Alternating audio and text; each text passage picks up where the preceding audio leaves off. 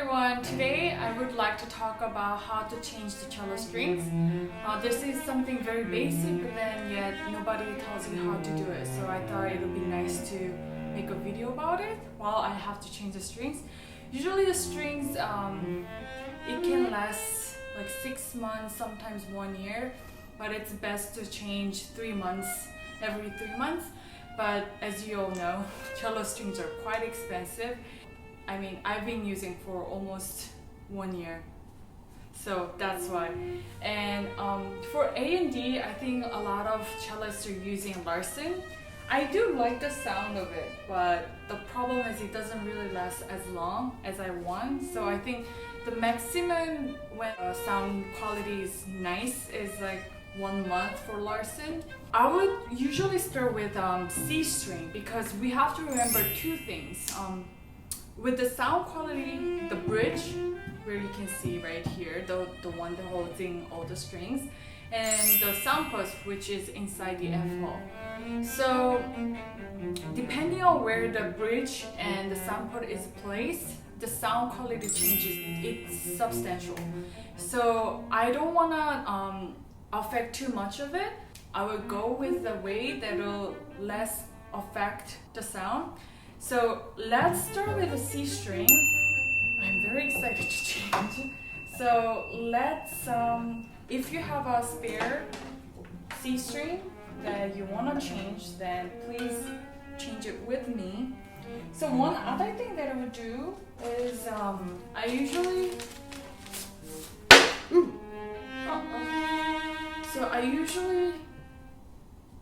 fold it like this at the tip. Can you see? Fold it a little bit so that it won't unfold it and comes out, because with the new strings that can sometimes happen. And just don't think about placing the tip, and just fold until it goes to the red one, and then now place at the edge. And now you have to remember that there's a hole on top of the bridge, so be aware of that and slowly wind it up and all the way. Now you don't have to be perfectly in tune, because it's gonna go out of tune anyway.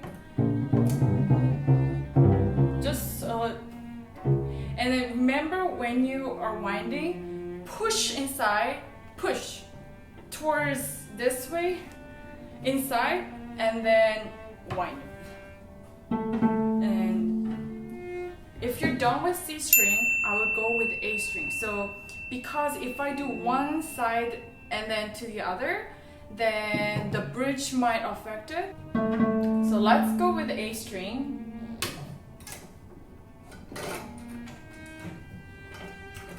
So remember, for A string as well, at the tip you should fold a little bit so that it wouldn't unwind itself. I used to use Cello for the A string and D string. I like it, so I might go back with Cello after Larsen, but for now I went with Larsen. So remember, fold it a little bit at the tip, like probably like 1 or 2, not 1 is too short, so like 2 centimeters. So fold it. And then wind it.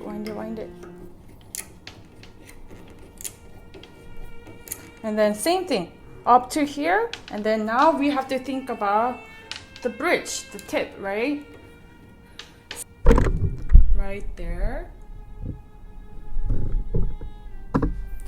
Now, be careful that it has to be on the pad. Now, let's go with D string, because as you can see, it's towards the head, like the very top of it. So it's actually very hard to put it after you do the G string. So I would go after A string, I would go with D string. So let's unscroll.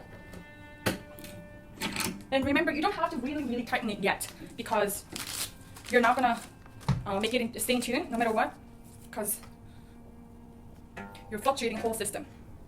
So fold it a little bit like this, and then put it right here. The top one is actually a little bit tricky, but you can do it. And then once you place it, turn, and then screw inside more towards that thing. Okay, now once you're ready, now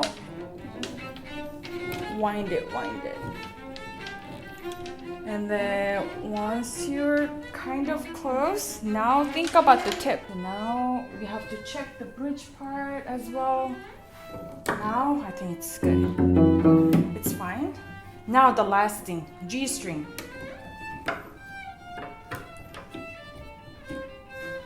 Usually for a lot of cellists, I think we have wolf tone on G. So mine has a wolf eliminator at the end of it, like here. Like here. So I will probably put it back after I change the string. So how far you've done? Okay, let's see. Same thing. Fold it a little bit, and then put it here.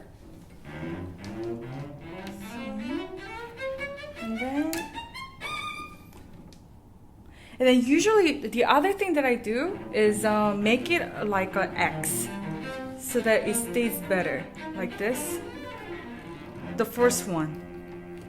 And then goes inside all the way.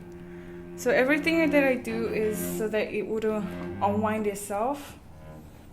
And then, yeah, bottom part. And then once I'm settled, tighten it. So now I put all the new strings. Now, here with all the new strings, so now you go A, and maybe, and then C string, D string, and then G string. Now if it's too high, sometimes use a smaller tuner. So yeah.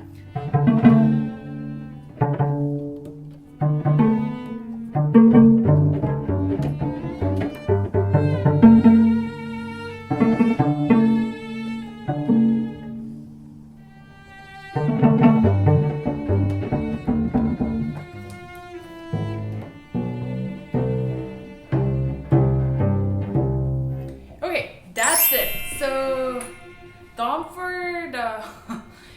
today. Thanks for watching. If you have any comments, please tell me so that I can make more videos about